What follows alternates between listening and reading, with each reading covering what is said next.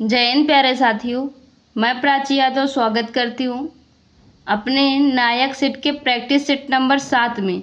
जो आगे 6 practice set हैं, तो ये प्रैक्टिस सेट हम शनिवार रविवार को करवा देंगे। तो अभी शुरू करेंगे ये 7वां प्रैक्टिस सेट, क्योंकि साथ साथ में अब चलता रहेगा इसका रिवीजन। तो ये practice set railway, SSC, UPP और जितने भी वनडे एग्ज़ाम है उसके लिए मोस्ट इम्पॉर्टेंट क्लास है। और आप सबको तो पता ही है एनटीपीसी की डेट भी आ गई है, तो उसके लिए बहुत इम्पॉर्टेंट प्रैक्टिस सेट है। तो आप सब अगर इसकी पीडीएफ आप सबको चाहिए तो वो हमारे पेड टेलीग्राम चैनल पर मिलेगी, और उसके लिए हमारी कम्युनिटी पर आज ही हम एक लिंक दे देंगे। अगर उसको परचेज करना है तो आप सब वहाँ से जाके परचेज कर लेना। तो शुरू करेंगे। आज की क्लास का पहला क्वेश्चन है, क्षत्रिया के एकांकी नाटक को क्या कहा जाता है? तो ये कहा जाता है अंकिया नाट। अंकिया नाट।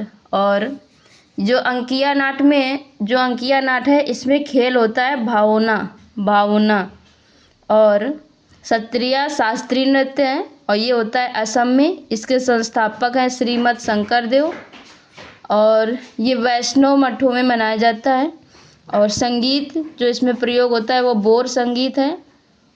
और पुरुष नर्तक को भांगी और महिला नर्तक को सीमश्री कहा जाता है, सीमश्री।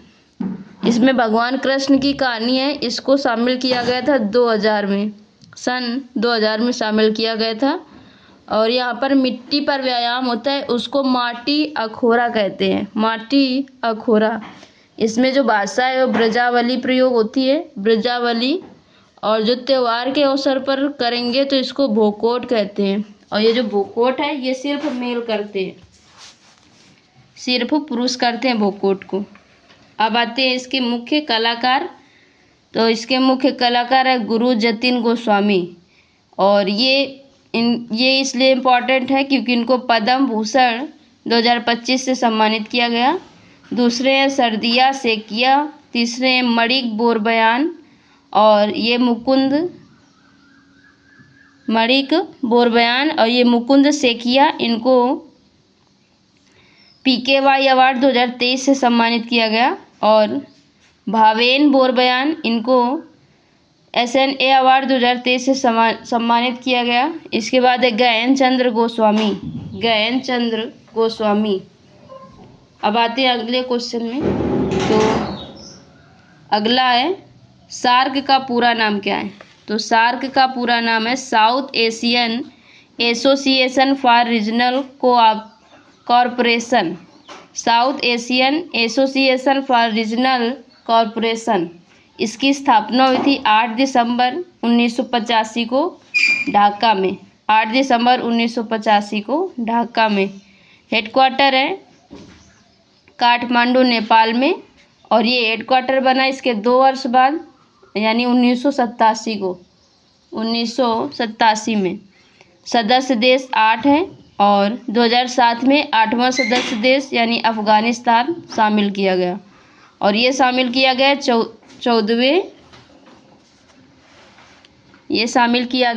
14वें सम्मेलन में। इसमें पर्यवेक्षक देश हैं 9।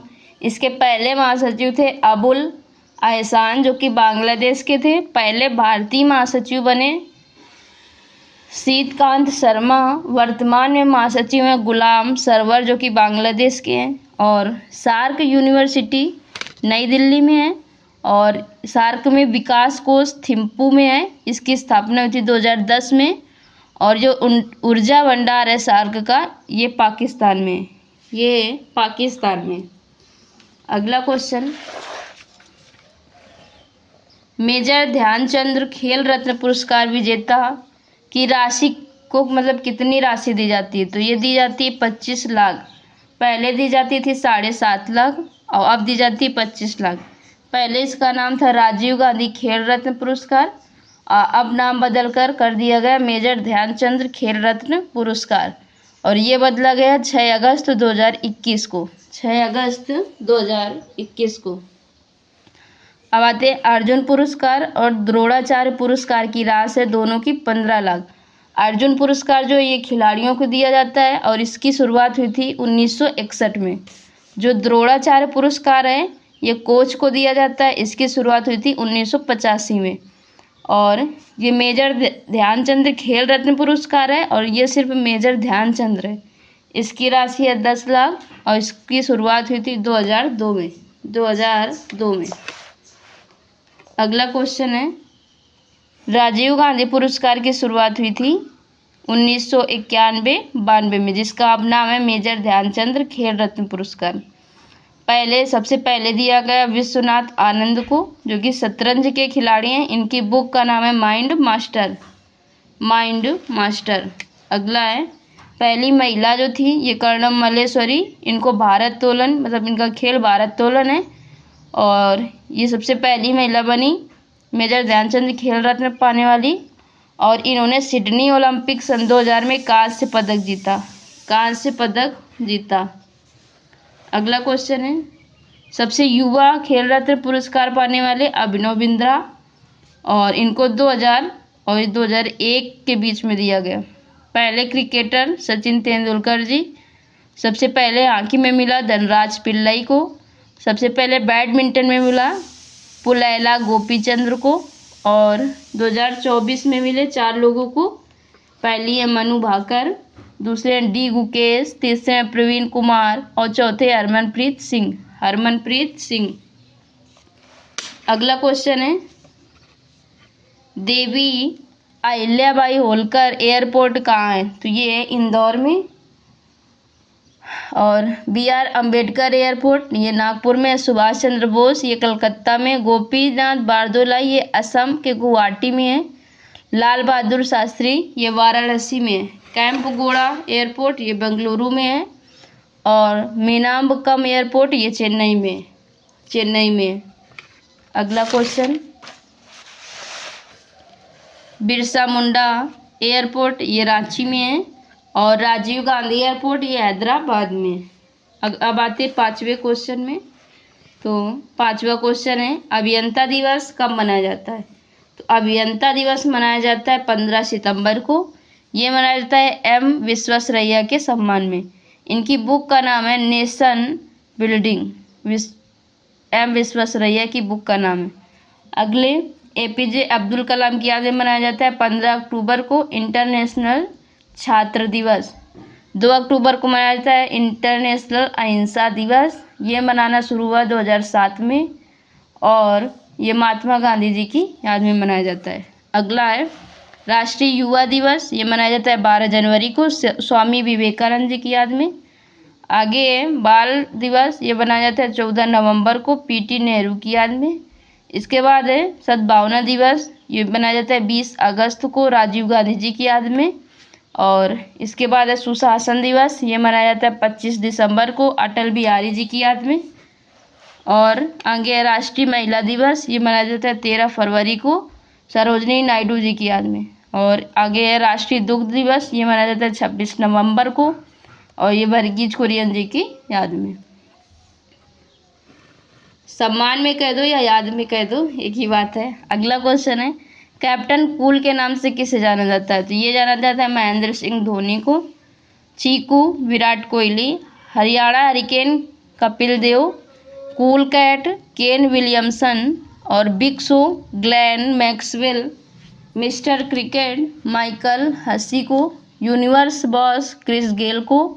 मिस्टर 360 डिग्री ये बोला जाता है AB डिविलियर्स को। रॉक स्टार रविंद्र जडेजा जी को और द प्रिंस शुभमन गिल को। हिटमैन रोहित शर्मा जी को। और आगे शिखर धवन को बोला जाता है गब्बर और मिस्टर IPL बोला जाता है सुरेश रैना जी को। द स्विंग प्रिंस बोला जाता है भुवनेश्वर कुमार को। मैसूर एक्सप्रेस श्रीनाथ जी को। आगे एक second, the 7 sins of being the mother पुस्तक है तायरा कश्यप खुराना की। अगली बुक है मिसेज फनी बोन्स और legends of Lakshmi Prasad, welcome to paradise, ये ट्विंकल खन्ना की ये तीनों बुकें। और आगे ईडी फाइंड ए होम, ये आलिया भट्ट की है। प्रेगनेंसी बाइबल करीना कपूर की है। अनफिनिश्ड प्रियंका चोपड़ा जी की है। द मॉडर्न गुरुकुल सोनाली बिंद्रे जी की है, सोनाली बिंद्रे जी की। और माई लाइफ इन डिजाइन, ये गौरी खान की है। The elephant in the womb, ये कल्की कोचलिन की है, कल्की कोचलिन की है। अगला है अनुच्छेद 38 में क्या बताया गया है, तो यहाँ पे बताया गया है लोक कल्याणकारी राज्य। 39 में राज्य द्वारा अनुसरणीय कुछ नीति तत्व। 43 के बी में है सहकारी समितियों का संवर्धन। 51 में अंतर्राष्ट्रीय शांति एवं सुरक्षा की अभिवृद्धि। नवा क्वेश्चन है डीपीएसपी सिद्धांतों में किसमें संविधान शांत है, तो ये प्रौढ़ शिक्षा का उल्लेख डीपीएसपी में नहीं है। अनुच्छेद 43 में है कर्मकारों की निर्वाह मजदूरी। 39 के ए में है निःशुल्क विधिक सहायता। 39 के डी में है समान कार्य के लिए समान वेतन। और 44 में अनुच्छेद समान नागरिक संहिता। 46 में SC ST EWS आर्थिक और शिक्षा के हित के बारे में है 46। 47 है पोषाहार और लोक स्वास्थ्य। 48 है कृषि और पशुपालन। 48 के ए में है पर्यावरण सुरक्षा। 49 में राष्ट्रीय महत्व स्मारक सुरक्षा। और 50 में कार्यपालिका का न्यायपालिका से पृथककरण। तो ये अभी आधी क्लास है, पार्ट 1 है। पार्ट ए सुबह आएगा, पार्ट 2 शाम को आएगा, जिसमें कि पूरा रिवीजन हो जाएगा पार्ट 2 में। आप सब बताना कि ये प्रयास हमारा कैसा लगा। अच्छा लगा हो तो लाइक सब्सक्राइब एवं शेयर करना ना भूलें। पीडीएफ के बारे में हमने आपको क्लास के पहले बता दिया है, तो आप सब वहाँ से जाके परचेज कर लीजिएगा। धन्यवाद।